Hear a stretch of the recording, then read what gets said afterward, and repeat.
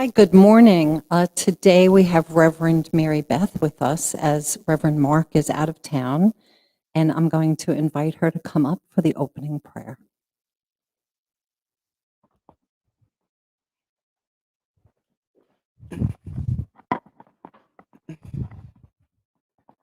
Good morning. This is absolutely a beautiful Sunday morning here in Douglas and Saugatuck. And I can honestly say this is the first time I've ever been here in the morning in Douglas and Saugatuck. And I'm so deeply grateful and so honored to be here while Reverend Mark is out. Reverend Mark has been a personal friend of mine for many, many years as we've been peers in ministry as well as being friends and pastors and all of that kind of commiserators, everything we do together. But what I wanted to see if it'd be all right with y'all is if we could start off by recognizing what I refer to as the Namaste. I imagine most of you have heard this beautiful term Namaste. It's a Sanskrit term, and it means that the divine in me honors and recognizes and sees the divine in you. And I do a Monday morning group that I lead, and we always start out with a namaste. So I'm going to invite you, if you'd like to just close your eyes and let my voice be the voice within you. And I begin by saying namaste. I honor that place within us where the entire universe resides. I honor that place in us of love, of light, of truth, of peace. And I honor the power within us to be consciously aware of the indwelling divinity in ourselves and in all humanity, everywhere, and I always add, with no exceptions. Namaste. Amen. And as you open your eyes, I invite you to turn to whoever is near you and just say namaste, good morning. Namaste. Namaste. It's going to be a beautiful day.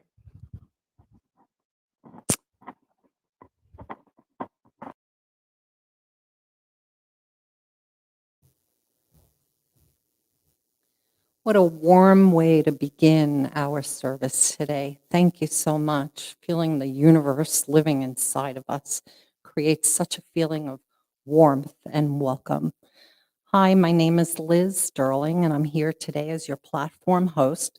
I'm actually delighted to be here. It was my prayer when I left Florida, where I live for the winter, to find a spiritual community. And I landed here. I've been with Unity since the early 1990s, and I just always feel as if I've come home. And today we have a special opportunity for Reverend Mary Beth to be with us, who's also from Church of Religious Science, which is another warm welcome home in Florida that lives in my heart. And so today is really a special day. We are currently monitoring this COVID situation, as we know. And so please feel free to mask and to be comfortable doing that, to be in touch with what your inner wisdom and your inner guidance tells you to do to take care of yourself. And if you would care for a mask, we do have them at the back of the sanctuary. Unity on the Lakeshore is a non-denominational spiritual community, and it's anchored in loving acceptance.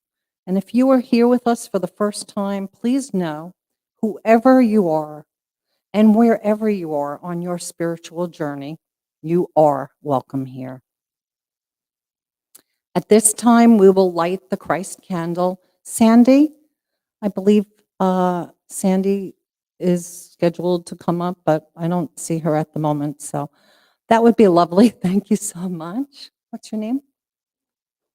Diane. Thank you so much for coming up.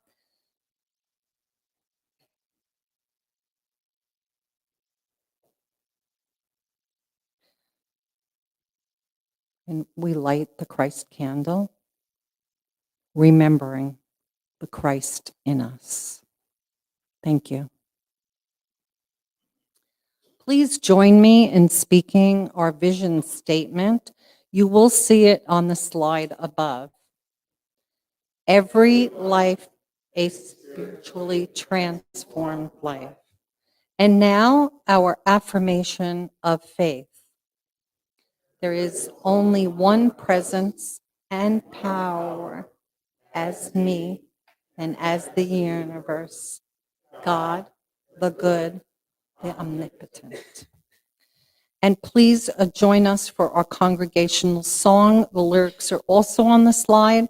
And being that we're doing a live stream for all those who are watching us right now, we'll invite you to allow your hearts to open so that we all are in the connectedness of being together as one.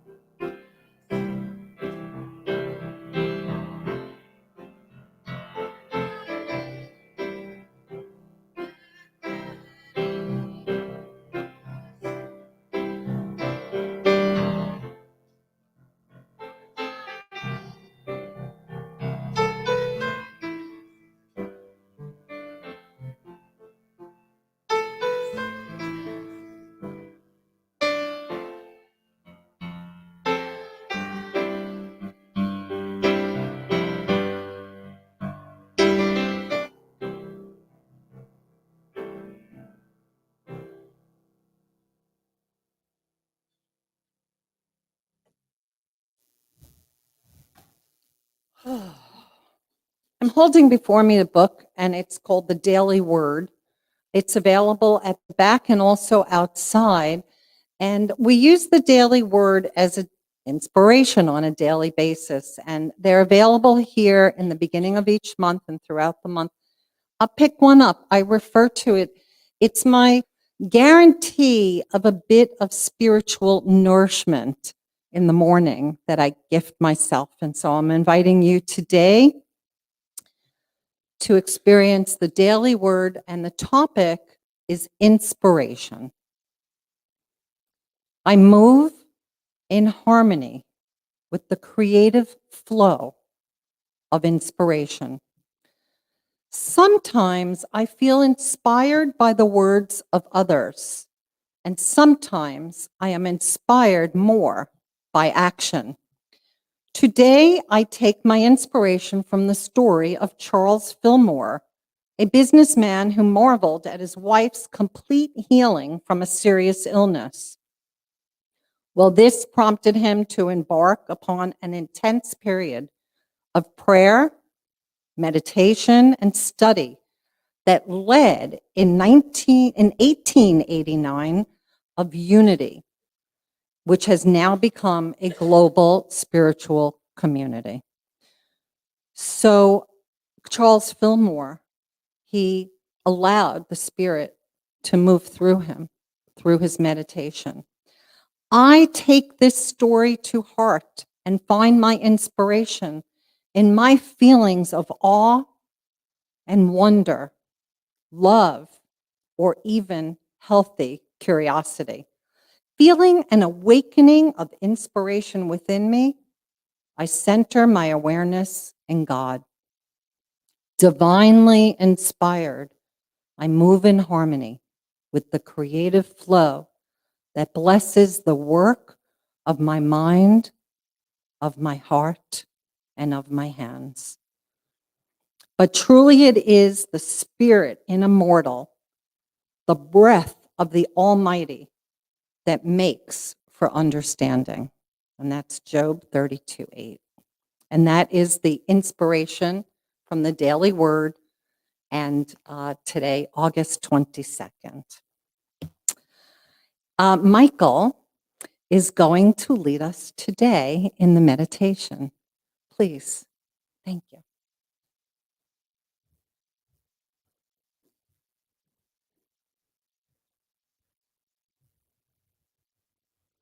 Good morning, everyone. It's a pleasure to be with you. I'm Reverend Michael Speer. I'm Reverend Mary Beth's other half, so to say.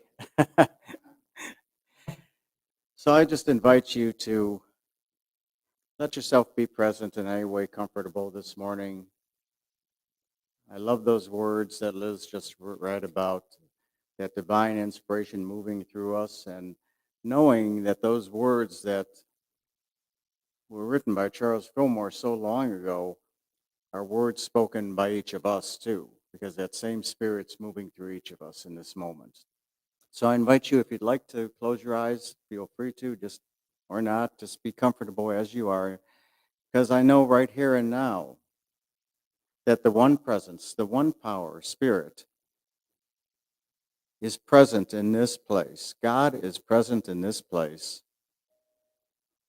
And right where I stand and right where you sit, the presence of God, the very center of the universe, resides. So as I speak these words in the first person for myself, I invite you to know them for yourself in that same first person, the great I am. That I am this presence. I am this power. I am this intelligence. And there is no limit in this intelligence. I live in an intelligent universe where God is the only presence. Knowing this, I accept that good is moving through me this morning. Absolute good, because an intelligent universe knows how to create an intelligent life. It knows how to move me in directions that are best for me, based on what I desire to have unfold in my life. Because being this presence that created me in its own likeness and image, it gave me the volition to choose and initiate, to choose those things I desire to express in my life, to choose how I want my life to feel, to look, and to be, to choose how this world that I live in unfolds for me. I get to choose my experience of life. And I am so blessed in that. I am so blessed to know this morning that this magnificent power that I refer to as God, and choose whatever name you may choose for that, be it Spirit, the Christ, be it Buddha, be it any name you choose. I know that this presence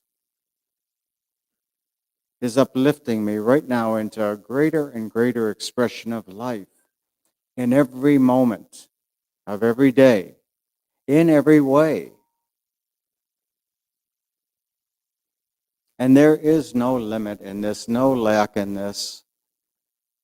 So as I go through life in a world of effects, which truly I do, I am surrounded by effects and conditions of living in this plane, living in this world that I live in. I know that there are things going on in this world. I know there are experiences happening. but I don't give any power to them. I let all the things going on around me unfold. And yes, I may have opinions about them, I may have thoughts about them, but I give no power to them.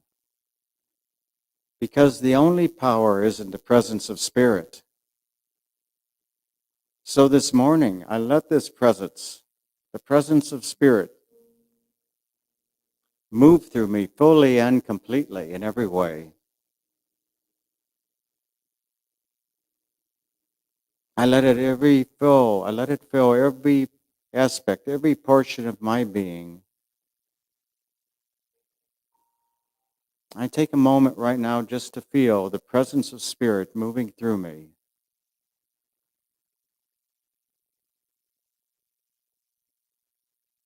Uplifting me, nurturing me, supporting me, providing for me.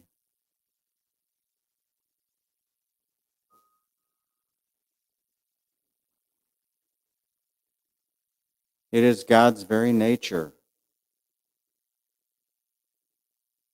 to give this thing called life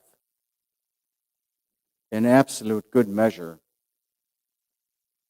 pressed down and overflowing through me and through each and every person in this universe, each and every person on this planet. We're each created in this likeness and image of Spirit, each one of us an expression of the divine. So this morning, I accept this good moving through my life. I name this day good and very good. I name this day as a fabulous day. And knowing that these words that I'm speaking within myself right now, and that we're each hearing within ourselves, are the very word of Spirit moving through us in unique and special ways. I know that I will be taking it out, even beyond these walls today, into the world around me, blessing each and every person in my family, my community, and really this entire planet, because that which we do here today is truly blessing this world, making this world a better place for all. And for that, I am so thankful.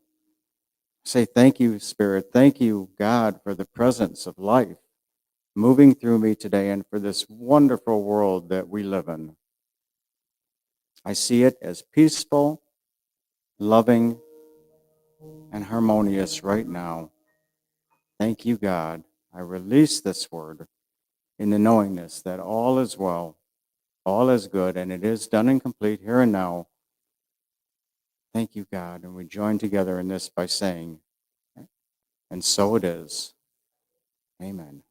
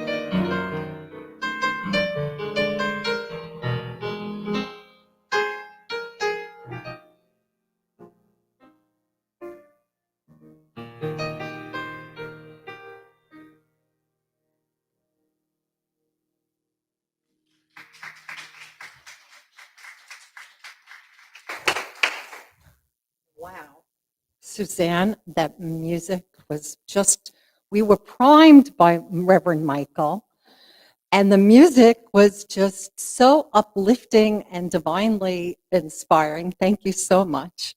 I was really moved by the meditation. Uh, I love coming every week and hearing the talk by Reverend Mark. And then when I learned he wasn't going to be here, I had a moment of like, oh. And then I realized, wait a second, somebody else will be here in his stead. And it reminds me that unexpectedly we can meet opportunities. And it's what Michael said, we have a choice in every moment. My choice was to read further. And when I learned about Reverend Mary Beth, I was like, wow, we are blessed to have someone with such a rich background to come and to speak with us today and give us our talk. So I welcome you today for talk and prayer and inspiration. Reverend Mary Beth. Thank you.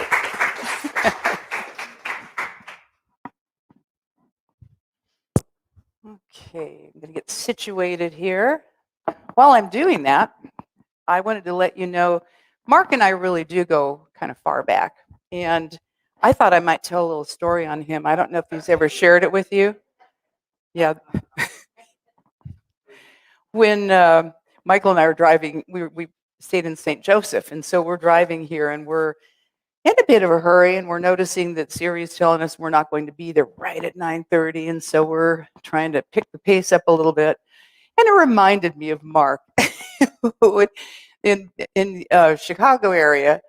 There's a church way out, a Unity church way out in Woodstock, which is really a cool community. In fact, Woodstock is where they filmed Groundhog Day. For any of you who know that movie. So anyway, it's a schlep from Chicago, and Mark had agreed to go out there and speak at this church, and was running a tad late, so got a little bit frisky with that foot on the pedal, and he's driving out there. It's a Sunday morning. He got pulled over. We all know Mark now. He doesn't dress like the typical minister. So when the cop asked him, "Why are you in such a hurry?" he said, "Well, I'm a minister and I'm going to a service." And so he pulls out his license and hands it to him, and it says, "Lord."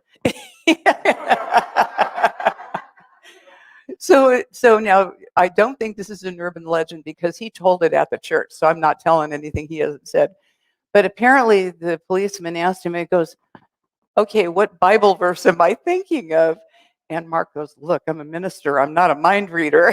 And he goes, "I don't know, maybe do unto others as you would have them do unto you," or something. And anyway, whatever it was that he said, the policeman said, "That's it." And he let him off, and Mark got off without the ticket. So yeah, so it was a real miraculous Sunday for him. Anyway, I'm so thrilled to be here. I really am genuinely thrilled when we're asked, either Michael or I are asked to be in a pulpit. It's always such an honor. And I am so pleased that we got to come up this weekend. Did you all know this was a blue moon weekend?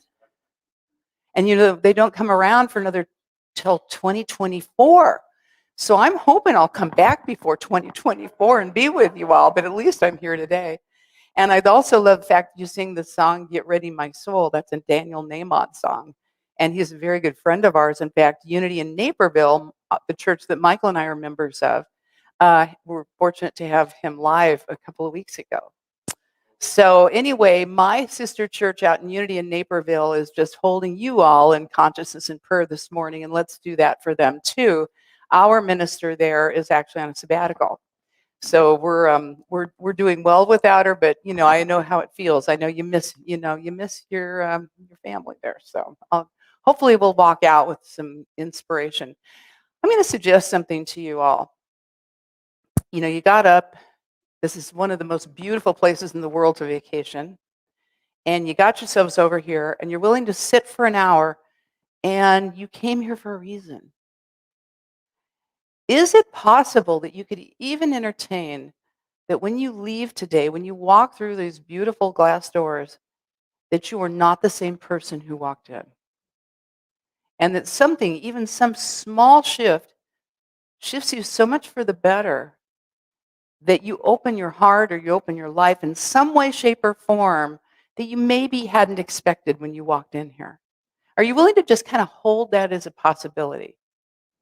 Yeah, me too, because I'm right there with you. You know, the most beautiful thing about the teachings that we have, and I'm like Reverend Mark. I have one foot in the Unity camp, and I've got one foot in the religious science camp, and I was ordained as a religious science minister. But we're kissing cousins. We teach the same metaphysical possibilities in our lives, and I always love the idea that when I change something, everything has to change. So it doesn't take the whole rearrangement of your life to make something be different and to have more expanse. So that's what am hoping to bring to you today, and also for myself, because, you know, I just love the fact that y'all show up so I can talk. You know, this is a good thing. So anyway, we're part of this thing called Unity. And Unity is a denomination in a overarching theology known as New Thought. Well, we don't call it just New Thought. We call it New Thought Ancient Wisdom. Because hearkening back to the title that I gave this talk, you know, I have to say, the day that Mark gave me the opportunity, he said, "Hey, would you like to come out on the 22nd?" And I went, it was one of those days where a whole lot of things were hitting the oscillating fan, and it was a busy, kind of messy day. And I'm thinking, it's the middle of summer, you know, and then the strains of summertime and the living is easy. And I'm like, who do you think you're kidding? So I thought, why don't I just name it Summertime and the Living is Easy with a question mark? Because I don't know about the rest of you, but this has not felt like an easy summer for us. I mean, we've even had, where we live, we had tornado warnings. We had 7 tornadoes touch down in northern Chicago about 2 weeks ago. And all heck broke loose with our electricity and our, I mean, all kinds of stuff. It's been a messy month. So when I named that talk, that's why I put the question mark on the end of it. But here we are in this thing called New Thought. And we have some precepts that we share. I'm going to read a couple of them for you. You know, simple, basic metaphysical ideas is that there's a power for good that's working in all our lives now. One power, one presence, one infinite intelligence, of which it is ours to tap into. It's ours already. It's just we have to awaken to it. You know, I used to have a goal that I wanted to be spiritually growing. I always wanted to be spiritually growing. I'm a lifetime learner, and I wanted to be spiritual growing. And one day it's like, I'm going, no, no, no, no, no. I'm never going to be more spiritual than I am right now. Nor are you.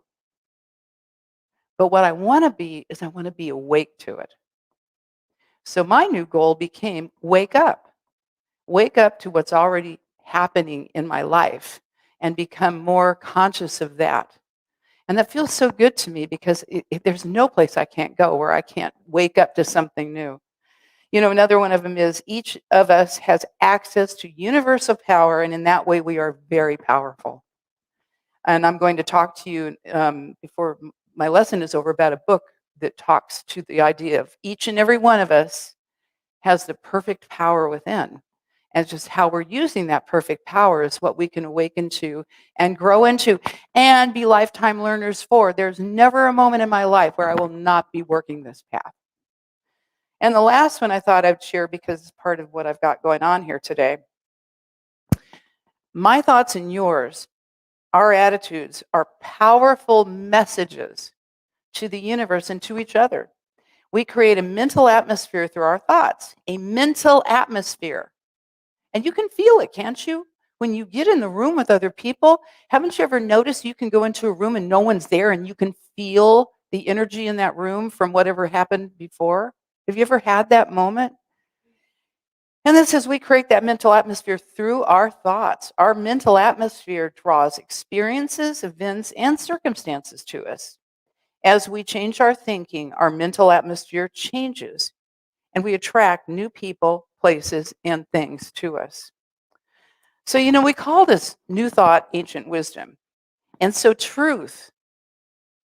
And now when we talk, you know, like if you ever noticed in the Bible, anything that's capitalized, you know, they're talking about God at the level of the absolute. And if it's not capitalized, I mean us at the level of the relative. So your capital T truth, our capital T truth, Never changes. It's universal. Love points the way, law makes the way possible, they're co-eternal. But while truth doesn't change, the world is changing faster than ever before. Have you noticed? You know, one of the quotes I heard a while ago that is so relevant, I don't know how many of you remember back at the end of the 90s, there was a futurist named Alvin Toffler who wrote this book called Future Shock. Does anybody remember that?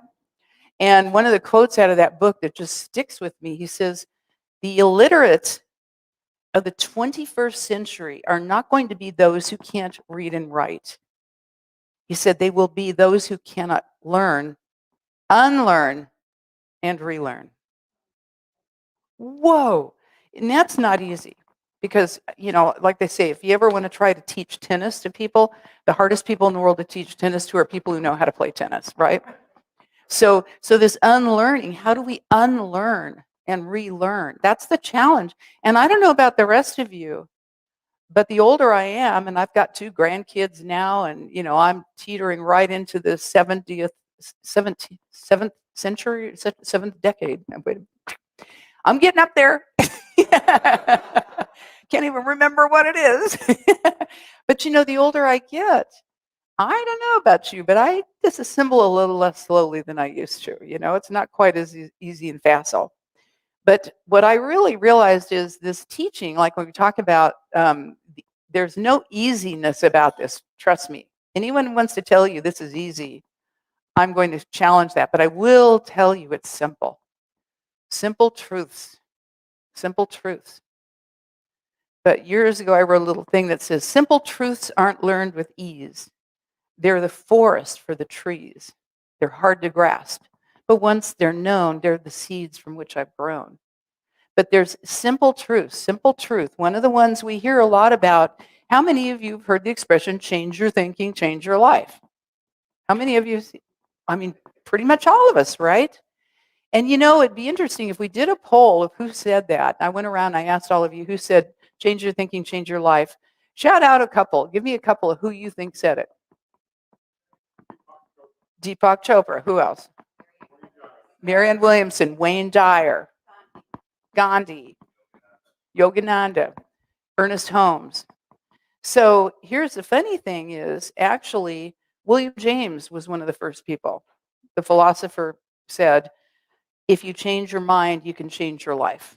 And then we went on all derivations of a theme. You know, the funny thing about Wayne Dyer, a lot of you know Wayne Dyer, right?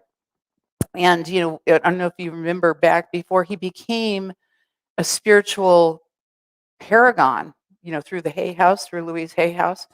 Before that, he actually was doing a lot of pop psychology kind of stuff back in the 70s and 80s. And he wrote books like Pulling Your Own Strings, Your Erroneous Zones. You know, he used to do tapes for Nightingale Conant, you know, for training tapes. Well, right around that time, I was going to the Glendale Church of Religious Science, and Wayne came to our church. And our minister then was a woman by the name of Arlene Bump, Dr. Arlene. And she was kind of a saucy little minister. And Wayne comes in there, and he sat and listened to her lesson. And he went up to her afterwards and goes, wow, Arlene. And he goes, I didn't know that there's the whole ministry, like a whole religion based on what I'm believing. And she looks at him and she goes, well, you know what, Wayne? They don't give you a prize for being 40th in line. But yes, another person who really got a lot of credit for that was Norman Vincent Peale, Power of Positive Thinking. But little known fact, Norman Vincent Peale actually was kind of hanging out being mentored by Ernest Holmes, founder of religious science, and the Fillmores, founders of Unity movement. But they don't talk about it a lot. So our teaching is simple, but it's not easy. And why isn't it easy to change your thinking and change your life? Why? Well, let me give you an idea. I loved an article that I read in the Science of Mind magazine a few years ago, and I saved it because it really impacted me. And it's called A Bubble of Our Choosing. And apparently back around 2018, David Letterman interviewed President Barack Obama. And they were having a chat, and it was a Netflix interview. And it says Obama shared about an experiment that they had done through Google search machine or search engine, that serves to illustrate the degree to which we live in a bubble. So he says what they did is they took 3 people, one a liberal, one a conservative, and one a moderate.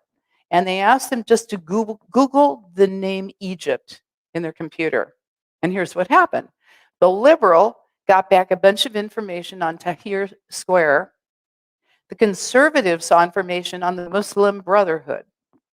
The moderate was taken to vacation spots in the Nile. So here's the deal. Each searcher's previously expressed history, interests, and biases drew a different response through the search. Dr. Ernest Holmes, again, founder of religious science, quoted, "Whatever pattern we provide, that will be our demonstration." So what they talked about, that it was these social media algorithms used as metaphor for the law of magnetism. We could also call it the law of attraction. We've heard a lot about that. Illustrates that people who engage life with an intention toward compassion, inclusion, and in the incumbent transformation of their own lives will be presented with opportunities and information that will support compassion and inclusion. And it goes on and says, much like fish, I love this illustration, much like fish are unaware of the water in which they dwell, so we are similarly unaware of the degree to which our negative thoughts and feelings magnetically draw our experiences. This line gets me. We cannot see what we cannot see. I have a teacher that tells me, you know what? Question everything. Question everything you believe. Question everything I say. Don't believe a word I say. I tell my students, I say, don't believe anything I say. Don't believe what we're reading in the book. And don't believe everything you think. Because it's coming out of these algorithms. It's coming out of this trend. And it says, we are essentially beckoning universal support for what we don't want when we think in that negative pattern. This also ensures that we will not have access to a trillion other options. So here's the thing. A former Google ethicist said, if you can make it trend, you can make it true. Wow. Think about the implications. If I can make a trend, I can make it true.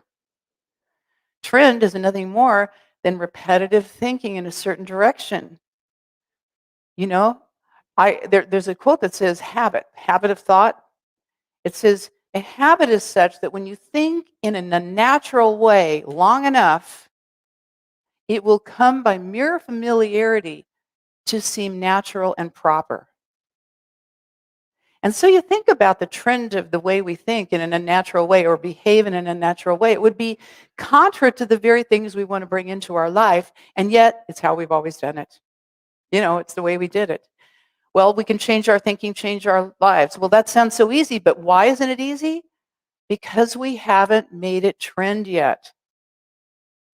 What's trending is the other true that we believed in up until now. So what we're going to be working on today is how do we change that trend?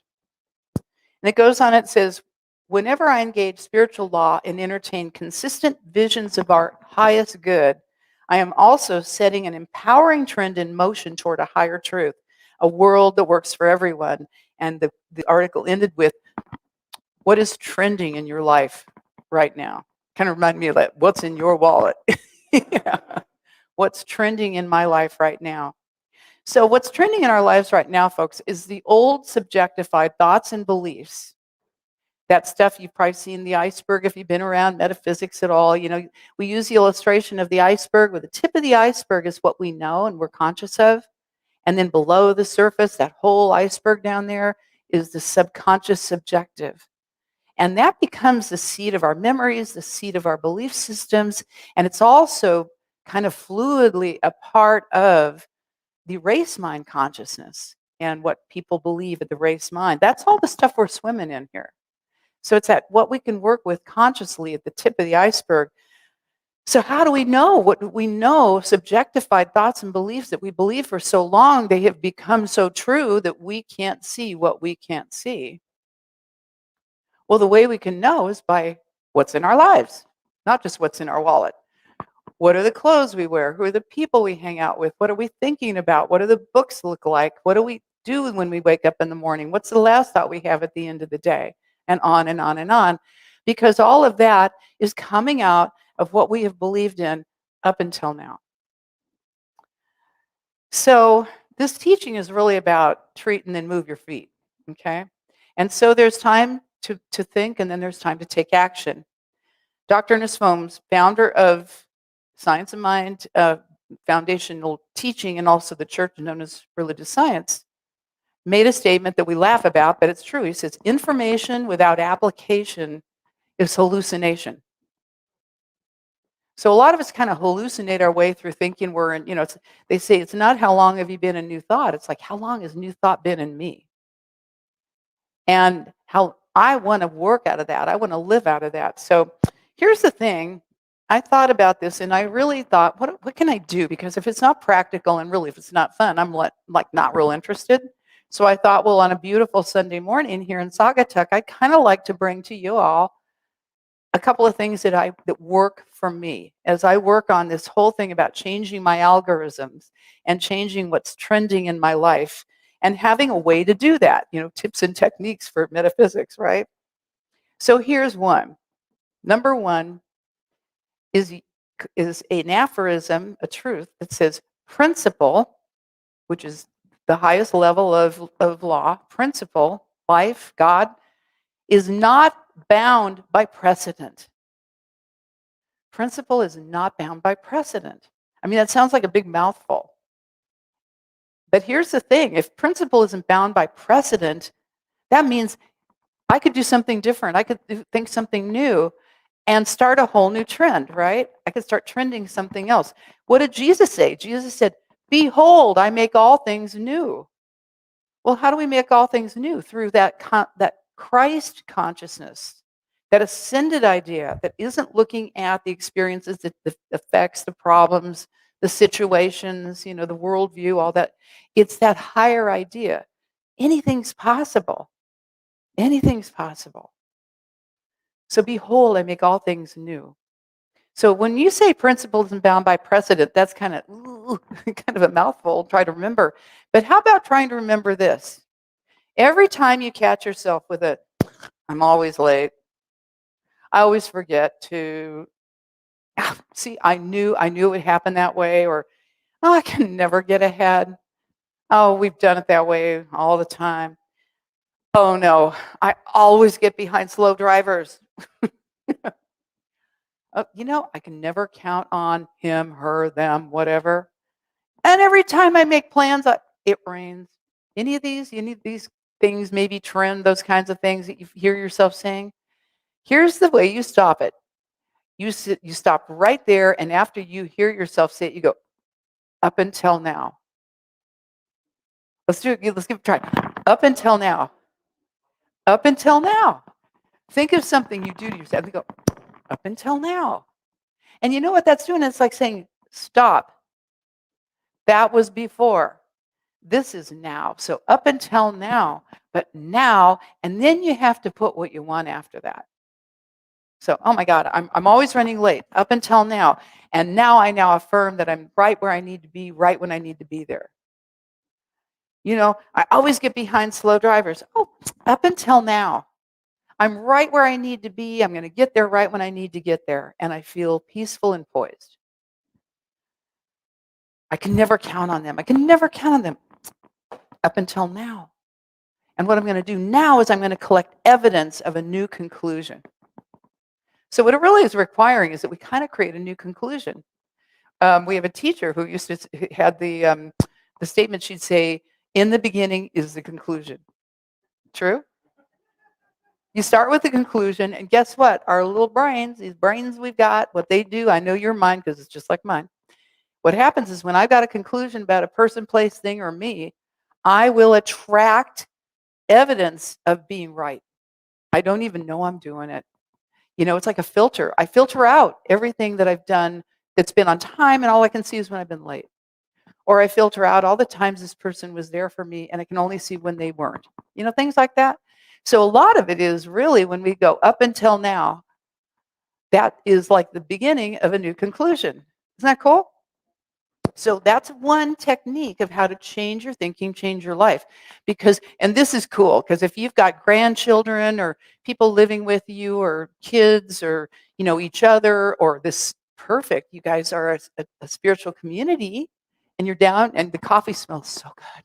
I can smell it. And down when you're drinking that coffee, if you can all go, oh, up until now. Yeah. And after a while, it gets a little obnoxious, but if you can make it be fun, kids love it, other friends love it, and you got to let them do it to you too. So that's number one. Another one that's a really simple but really amazing shift. How many times this past week can you remember you said, I should, oh God, I got to go to the store. Oh, got to clean the cat box. Oh my God, I ought to do that laundry. Oh wow, I need to pay that, or whatever it is, right? What if you used as the verb on each one of those, I get to?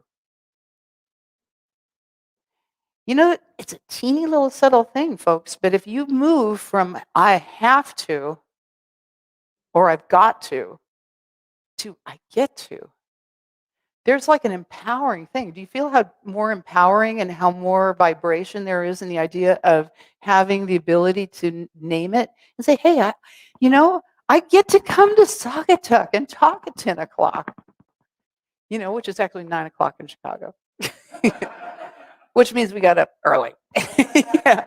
But I get to be here. I get to get up in the morning and make the bed. And what happens, what starts happening with your mind? You're going to start going, I get to get up in the morning and make the bed. Wow, I'm so grateful I've got a bed to make. Right? Oh God, I've got to go register my car. I get to go register my car. I have a car. I'm so grateful. Do you see the difference of the direction? Because I have to, ought to, should, blah, blah, blah, blah. That's going to take you in the direction of victim, where there's that perception that life is happening to you. And I'm sorry, but spiritually speaking, and I didn't make this up, nothing's happening to you. It's happening through you, as you, by means of you. And when we really know that, that takes us out of feeling like a victim and empowers us to be really in the place of our lives. So I got one more for you.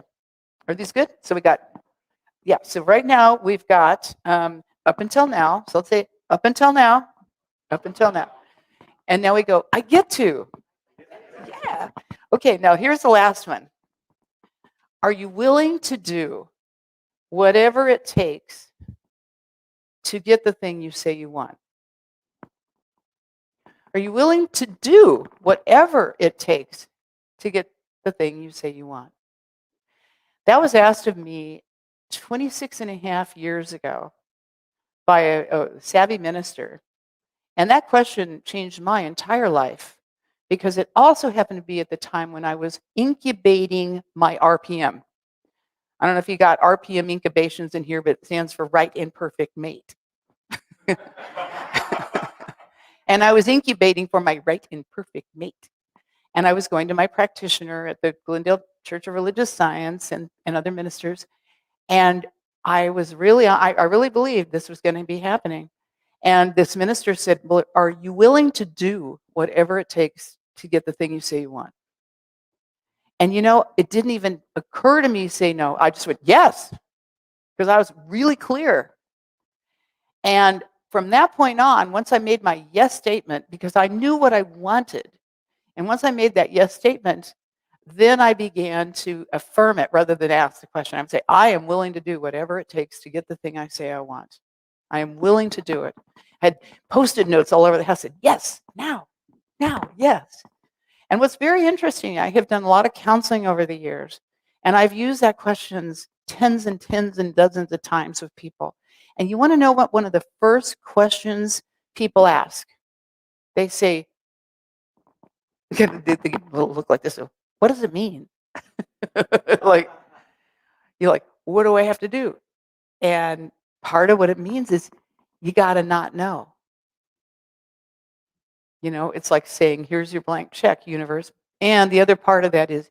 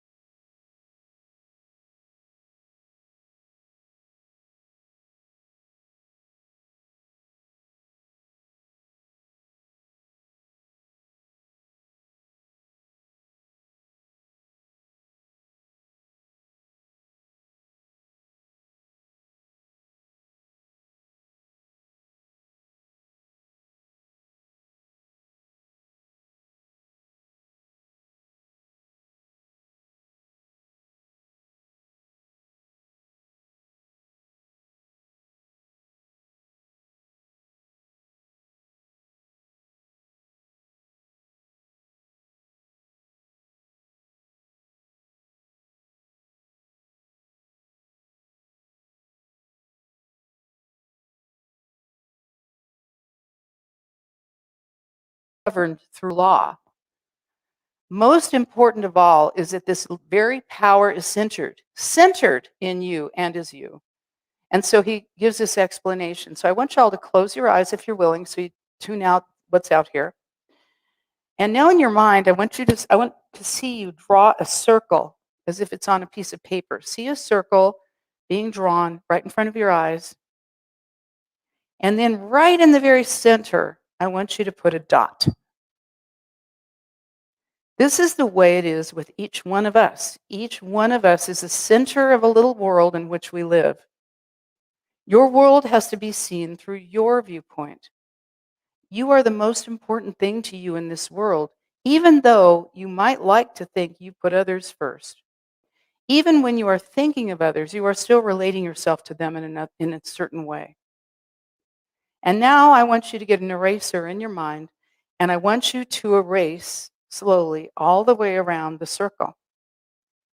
So now what you should have in front of you in your mind is a white field with one dot left. You now are the center of a circle without a circumference.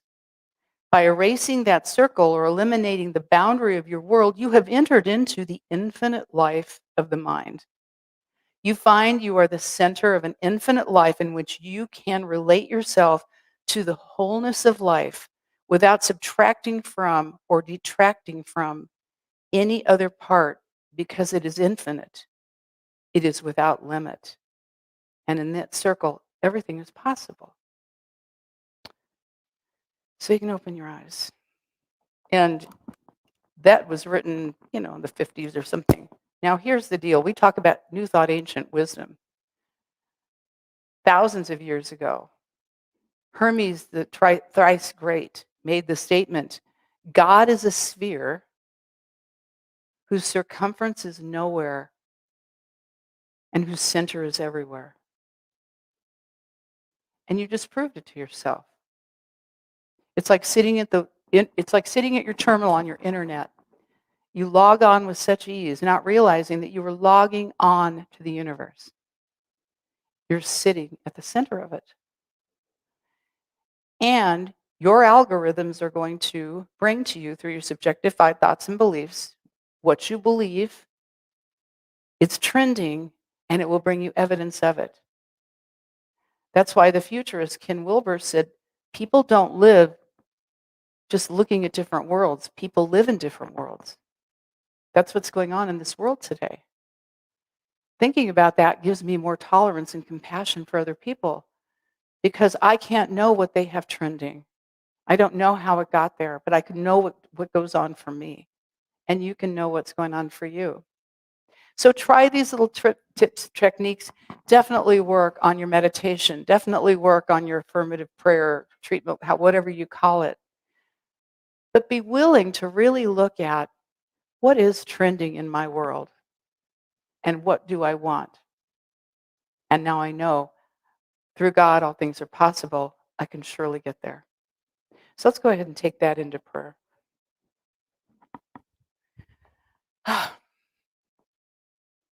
I know there's a divine intelligence. We use so many different ways to perceive it. I love that perception of the circle that I drew and then erased. Because that circle that I drew in my mind at first, that was a boundary. That was an encasement. That was my mind. That was my mind making that. That was not the divine intelligence that did that. So that was my limitation. And what I just learned for myself, and we all learned here, is we can erase that sense of limitation, yet still realize we are at the center of our universe. We are living full out in an infinite pie. And as much as we can take is as much as we can have. It truly is the Father's good pleasure to give us this kingdom. And not just give it to us, it's already been given. It is for us to partake and to take. How much of a good thing is possible? Is it possible for this to truly be the end of the summertime and let the living be easy? For we realize that it is with ease and grace and poise, that we truly learn more and more about who we are and others are.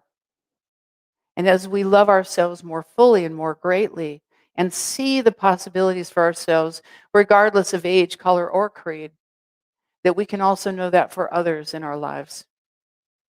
We expand with compassion. We know that we can always be kind. It must start first with us. And from there, it ripples out into the world of our making. And so I know for each one of us, we are willing to step out into this glorious, beautiful weekend in one of the most charming places on the planet and realize how fully blessed we are and get that trending. So we let these words go forth into that infinite law that knows exactly what to do to return to us our perfect demonstration, pressed down and overflowing. And anything I have spoken here, I can add to that. This is something even greater for each one of us. And then we just let go and let God grow that seed we just planted so that we can have a bountiful harvest. And with joy and blessing, we release these words into the law by saying, and so it is. Amen.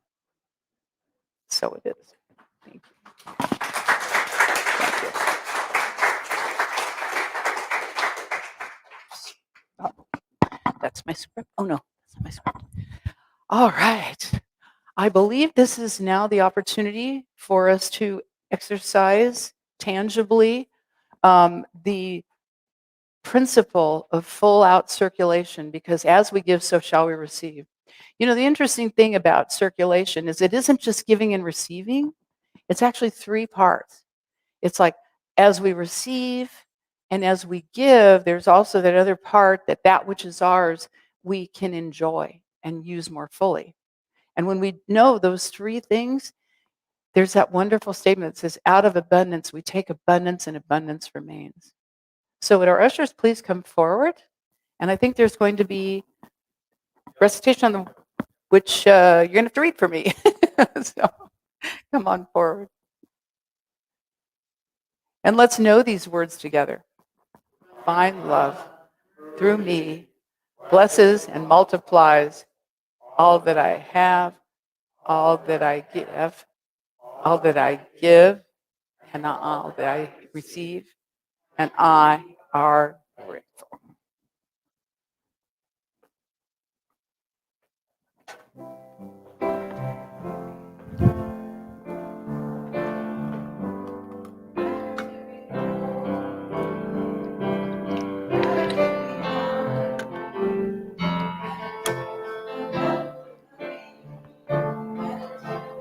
Right of me, I love me, gratitude below me.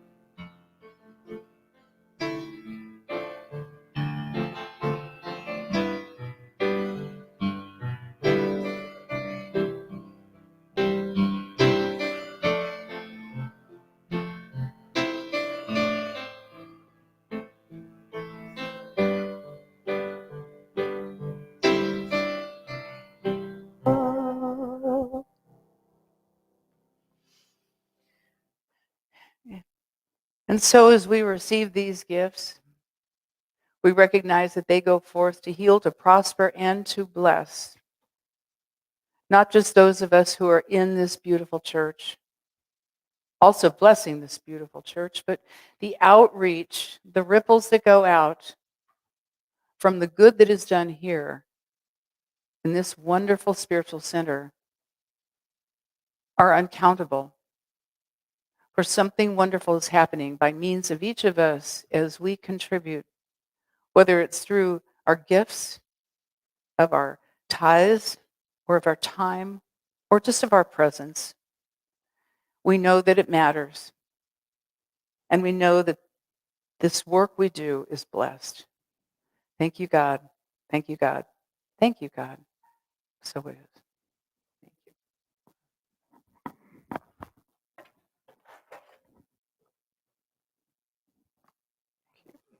Sure.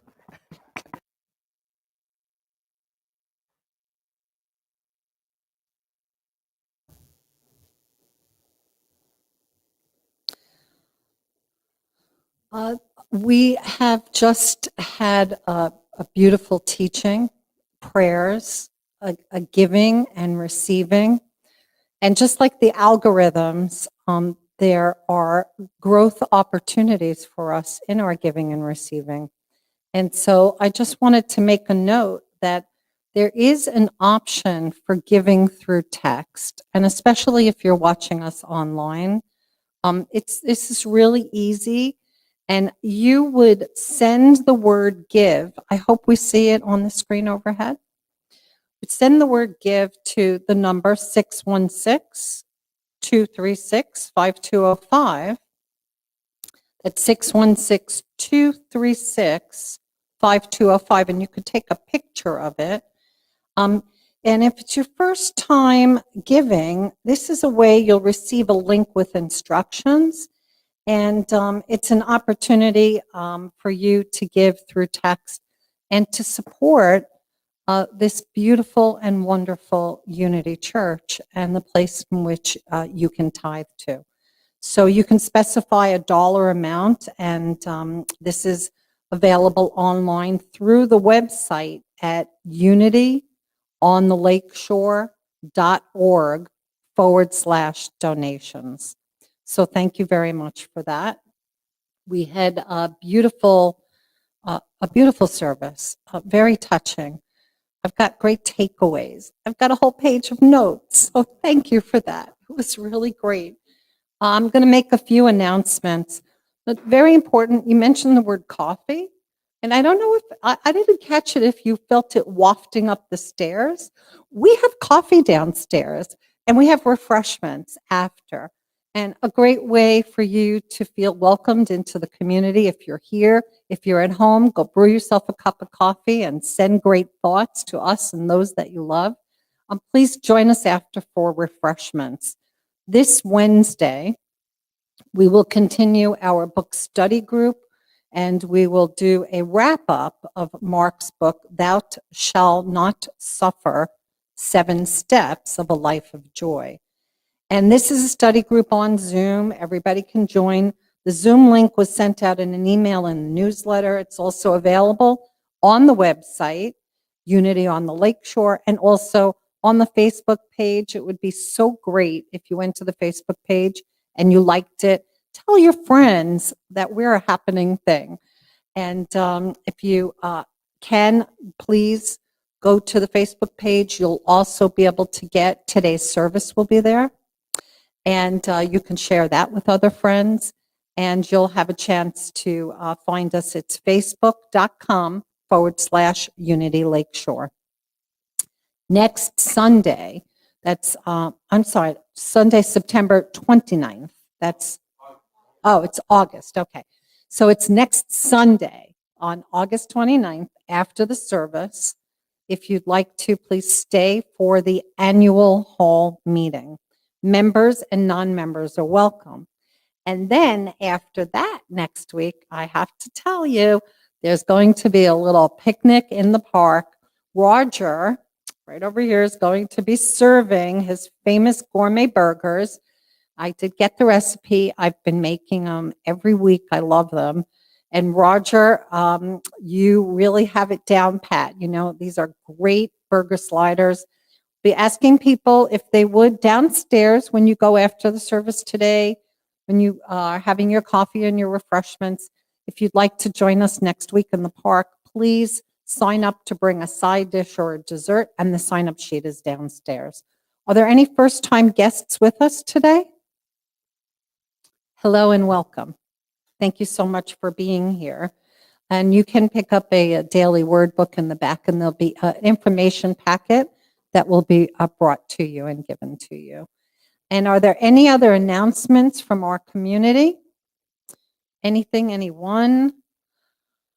Oh, it has been a glorious morning. And just before we began today, we came together in a small prayer before you entered the church. And it was in our hearts to create a sense of peace for you and a sense of feeling a part of. So let us now all stand up, connect, and sing, Let There Be Peace on Earth. And thank you all.